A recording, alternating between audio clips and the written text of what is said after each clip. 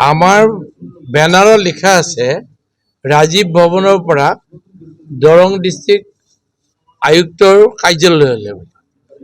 আৰু যোৱাকালি আমি ডিচিৰ লগত কথা পাতিছিলোঁ, কমিশ্যনাৰৰ লগত, তেওঁ হ'ব বুলি কৈছে। আৰু আজিও তেখেতে কৈছে হ'ব, মই হেৰি কৰিছোঁ, কিন্তু পুলিচে আপোনালোকৰ সপক্ষে ৰিপৰ্ট দিয়া নাই বুলি কৈছে। তথাপিতো আমি কৈছে আপোনালোকে 10-15 জন যি আহে আহিব, মই ইয়াতে ল'ম। আমি চেষ্টা কৰিছিলোঁ, পুলিচক কৈছিলোঁ আমি শান্তিপূৰ্ণ সমদল কৰি যাম। বিজেপিয়ে সমদল কৰিছে, গুৱাহাটীত পাৰ্মিশ্যন দিছে। তেজপুৰত আজি ভূপেন কুমাৰ বৰাক পাৰ্মিশ্যন দিছে, 5,000 মান মানুহ উলিয়াই সমদল কৰিছে। আমিও 5,000 মানুহ নহ'লেও 3-4 হাজাৰ মানুহ আমাৰ হৈছে, আমি সমদল কৰি যাম আমি কৈছিলোঁ, কিন্তু পুলিচে নামানে। আমি পুলিচৰ লগত সংঘৰ্ষত নগ'লোঁ।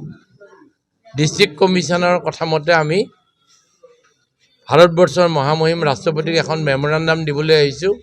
এগৰাকী বিখ্যাত কলংকিত ব্যক্তিৰ বিপক্ষে, ভাৰতবৰ্ষৰ হোম মিনিষ্টাৰ, এজন মাৰ্ডাৰাৰ, এজন ক্ৰিমিনেল, 3 মাহ জেল খাটিছে তেওঁ মাৰ্ডাৰ কেছত।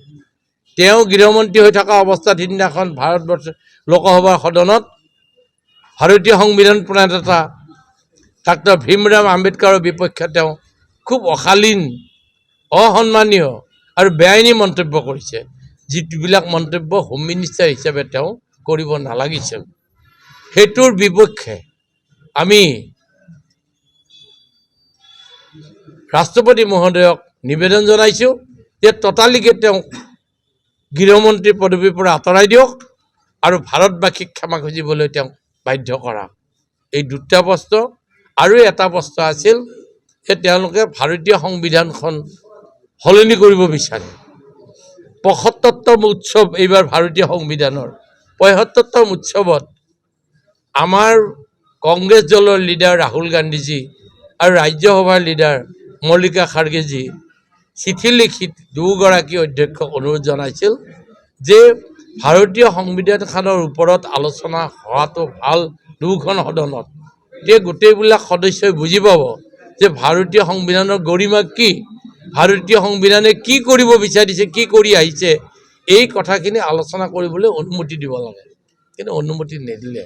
এই 3টা কথাৰ ওপৰত আমি এখন মেমৰেণ্ডাম তৈয়াৰ কৰি আনি আয়ুক্ত মহোদয়ক দিছোঁ যে এইখন আপুনি সসন্মানে ভাৰতৰ মহামহিম ৰাষ্ট্ৰপতিলৈ পঠিয়াই দিব। এইখিনি কথা। আমাৰ বেনাৰত লিখা আছে ৰাজীৱ ভৱনৰ পৰা দৰং ডিষ্ট্ৰিক্ট আয়ুক্তৰ কাৰ্যালয়লৈ। আৰু যোৱাকালি আমি ডিচিৰ লগত কথা পাতিছিলোঁ, কমিশ্যনাৰৰ লগত, তেওঁ হ'ব বুলি কৈছে। আৰু আজিও তেখেতে কৈছে হ'ব, মই হেৰি কৰিছোঁ, কিন্তু পুলিচে আপোনালোকৰ সপক্ষে ৰিপৰ্ট দিয়া নাই বুলি কৈছে। তথাপিতো আমি কৈছে আপোনালোকে 10-15 জন যি আহে আহিব, মই ইয়াতে ল'ম। আমি চেষ্টা কৰিছিলোঁ, পুলিচক কৈছিলোঁ আমি শান্তিপূৰ্ণ সমদল কৰি যাম। বিজেপিয়ে সমদল কৰিছে, গুৱাহাটীত পাৰ্মিশ্যন দিছে। তেজপুৰত আজি ভূপেন কুমাৰ বৰাক পাৰ্মিশ্যন দিছে, 5,000 মান মানুহ উলিয়াই সমদল কৰিছে। আমিও 5,000 মানুহ নহ'লেও 3-4 হাজাৰ মানুহ আমাৰ হৈছে, আমি সমদল কৰি যাম আমি কৈছিলোঁ, কিন্তু পুলিচে নামানে। আমি পুলিচৰ লগত সংঘৰ্ষত নগ'লোঁ। ডিষ্ট্ৰিক্ট কমিশ্যনাৰৰ কথা মতে আমি ভাৰতবৰ্ষৰ মহামহিম ৰাষ্ট্ৰপতিক এখন মেমৰেণ্ডাম দিবলৈ আহিছোঁ।